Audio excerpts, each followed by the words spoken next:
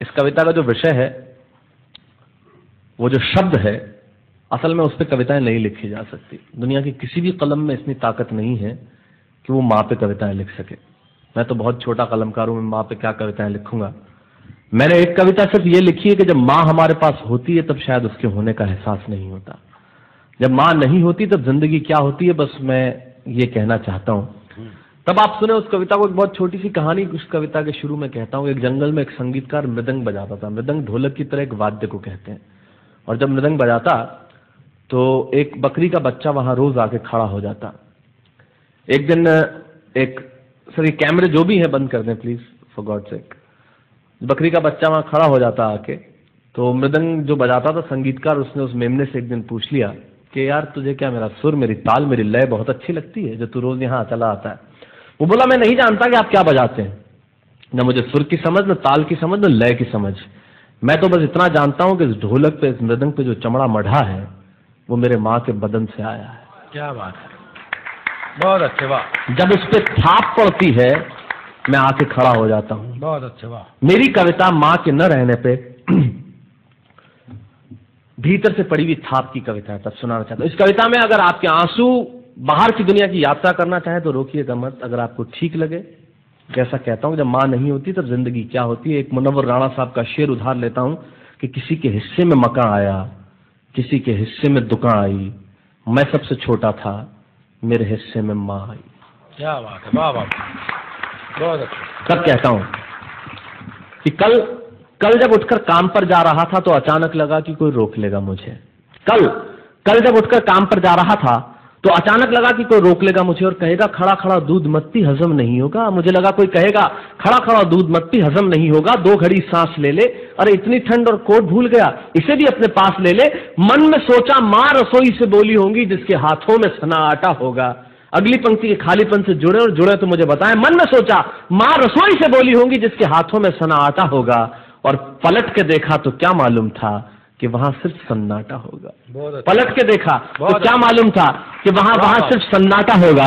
अरे अब हवाएं ही तो बात करती हैं मुझसे। जब कोई नहीं होता तब अंतरिक्ष बात करता है, निर्वात बात करता है, वैक्यूम बात करता है। तब कहता हूँ अरे अब हवाएं ही तो बात करती है मुझसे।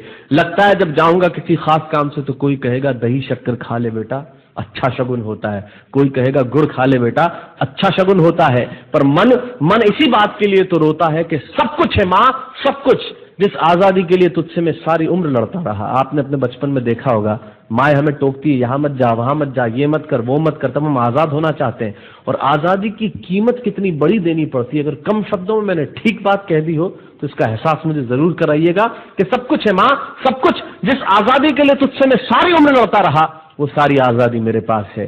फिर भी न जाने क्यों दिल की हर धड़कन उदास है। कहता था ना तुझसे मैं वही करूंगा जो मेरे जी में आएगा, और आज मैं वही सब कुछ करता हूं जो मेरे जी में आता है। बात ये नहीं है कि मैं जो चाहूं कर लूं, मुझे कोई रोकने वाला नहीं है।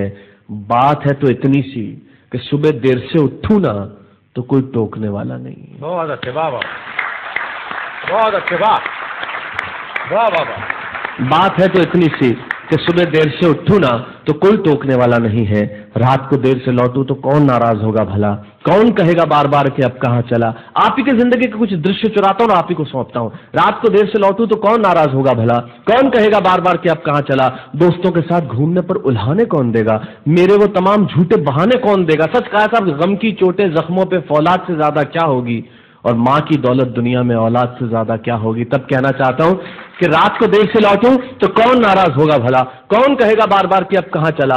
दोस्तों के साथ घूमने पर उल्हाने कौन देगा, मेरे वो तमाम झूठे बहाने कौन देगा।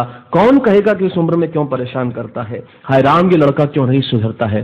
पैसे कहाँ खर्च हो जाते हैं तेरे, क्यों नहीं बताता है। सारा दिन मुझे सताता है, रात को देर से आता है, खाना गर्म करने को जागती रहूं, खिलाने को तेरे पीछे भागती रहूं, बहाती रहूं आंसू तेरे लिए। कभी कुछ सोचा है मेरे लिए। खैर मेरा तो क्या होना है और क्या हुआ है, इस बुढ़िया का तो क्या होना है और क्या हुआ है।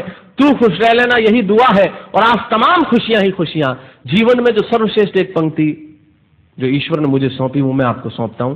कहीं कोई कविता नहीं है, एक बहुत सामान्य सी बात जो बहुत सामान्य ढंग से मैं कह रहा हूं। लेकिन गेट सेट गो जो मैंने किताब लिखी, शायद हिंदुस्तान के पिछले 3 सालों में सबसे ज्यादा बिकने वाली किताब वो रही, 14 भाषाओं में उसका अनुवाद हुआ। वाह वाह में मैं रोज टीवी पे बोलता हूँ, मेरे लाखों लफ्ज कुर्बान करता हूँ सिर्फ उस एक पंक्ति पे जो ईश्वर ने मुझे सौंपी, और कहीं कोई कविता नहीं है, आप ही का भाव आपकी उठा को सौंपता हूँ और देता हूँ, और जिस विश्वास के साथ मैंने लिखा उस विश्वास के साथ आपको देता हूँ कि मेरा तो क्या होना है और क्या हुआ है, इस बुढ़िया का तो क्या होना है और क्या हुआ है, तू खुश रह लेना यही दुआ है। और आज तमाम खुशियां ही खुशियां, गम ये नहीं है कि कोई ये सब खुशियां बांटने वाला होता, पर कोई तो होता जो गलतियों पे डांटने वाला होता। बहुत अच्छे, वाह वाह वाह वाह, बहुत अच्छे, वाह। गम ये नहीं है कि कोई ये सब खुशियां बांटने वाला होता, पर कोई तो होता जो गलतियों पे डांटने वाला होता। और अंतिम पंक्तियां देता हूं कि तू होती ना तो हाथ फेरती, कभी सर पर या हल्के से बाम लगाती, आवाजें दे देकर सुबह उठाती, दिवाली पे टीका लगाकर रुपए देती और कहती बड़ों के पांव छूना आशीर्वाद मिलेगा, कपड़े मत फाड़ना, अगला कपड़ा अगली दिवाली को सिलेगा। बहन को सताता तो तू चांटे मारती, बीमार पड़ता तो रो रो के नजरें उतारती, परीक्षा से आते ही खाना खिलाती, पिता की डांट का डर दिखाती, फिर पिता की डांट से तू ही बचाती, इसे नौकरी मिल जाए, ये तरक्की करे, दुआओं में हाथ उठाती, और तरक्की के लिए वतन छोड़ देगा, ये सुन के दरवाजे के पीछे चुपके चुपके आंसू बहाती। सब कुछ है माँ, सब कुछ, आज तरक्की की हर रेखा तेरे बेटों को छू के जाती है, पर माँ हमें तेरी बहुत याद आती है। बहुत अच्छा।